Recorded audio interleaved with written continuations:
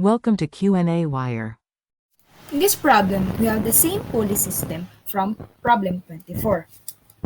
But this time, the system is accelerating vertically downwards. Again, question A, as for the magnitude of the applied horizontal force while keeping the system in equilibrium. And question B, as for the acceleration if the applied horizontal force is doubled. Let's start answering first question A. Let's draw the free body diagram first of the small block. The forces acting on this small block. Weight, the normal force, the applied horizontal force, the tension of the string, and the friction with the large block.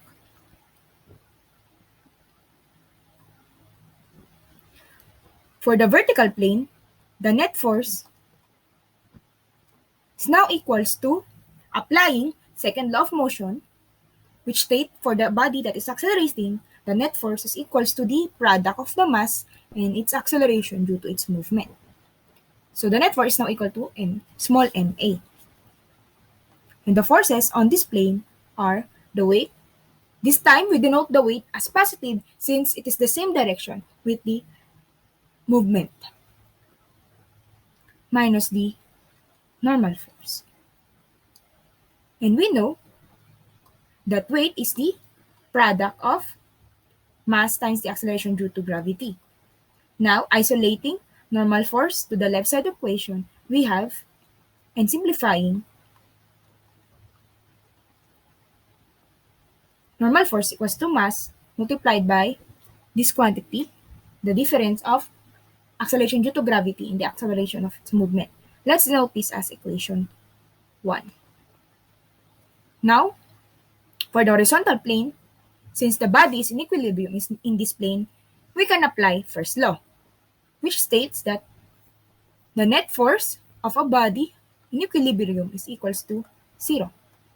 And the forces on this plane are the applied horizontal force, the tension of the string, and the friction with the large block.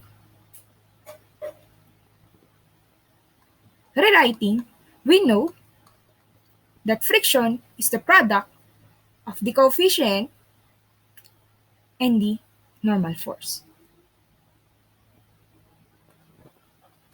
Let's denote this equation as equation 2.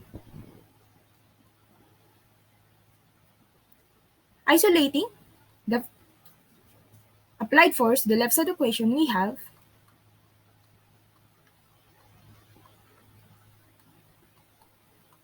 now let's insert equation 1 to equation 2.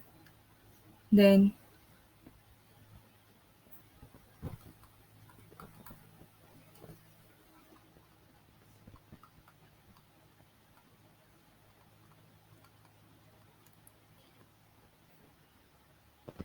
now let's move forward to large block. Suppose this is the large block, and the forces acting on the large block is its weight, the normal force of the small block, the normal force of the large block, the tension, and the friction with the small block. Note that it is stated in the problem that the floor is smooth. As such, there is no friction between the large block and the floor. So let's focus on the forces on the horizontal plane.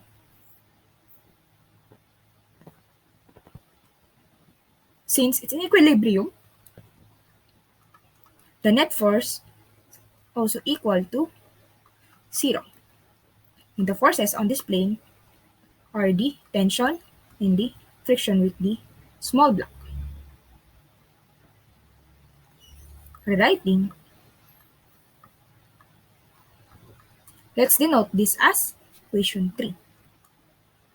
Isolating the tension to the left side equation, we have T is equals to mu and N. Inserting equation 1 to this equation, then T is equals to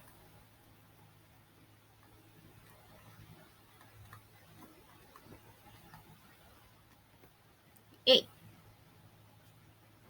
Now, let's insert this equation we have for tension to the equation we have for applied force. Then equation becomes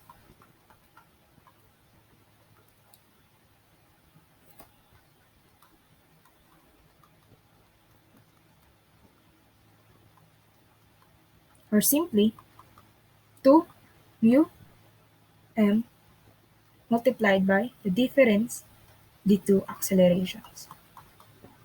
So this is the magnitude of the applied force while keeping the system in equilibrium.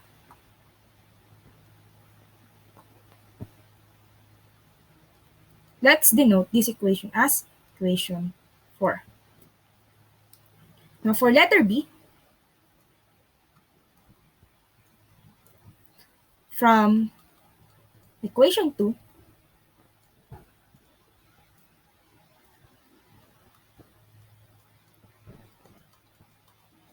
but this time, since the system is also accelerating horizontally, their summation is now equals to ma, small ma. And it also stated that the applied force is doubled. So it becomes 2f sub a. Also, from equation 3,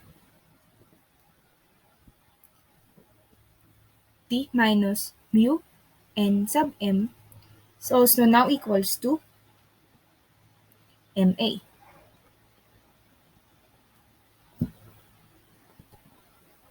Isolating T to the left side equation, we have T is equals to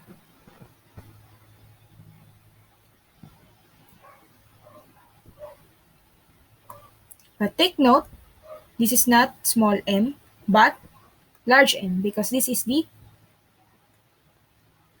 pertaining to the large block. Then we have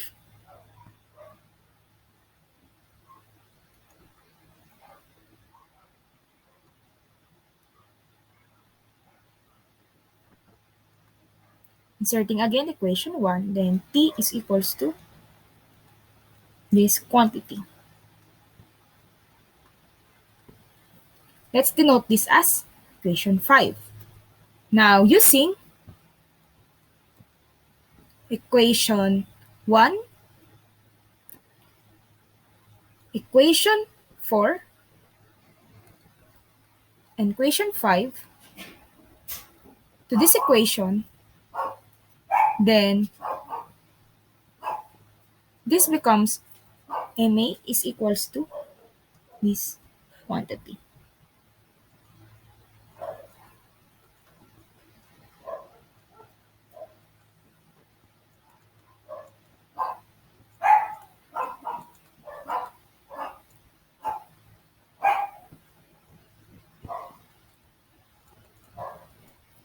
Simplifying, this is equals, the acceleration is equals to 2 mu small m multiplied by the difference of acceleration due to gravity in the acceleration, vertical acceleration over the summation of the masses.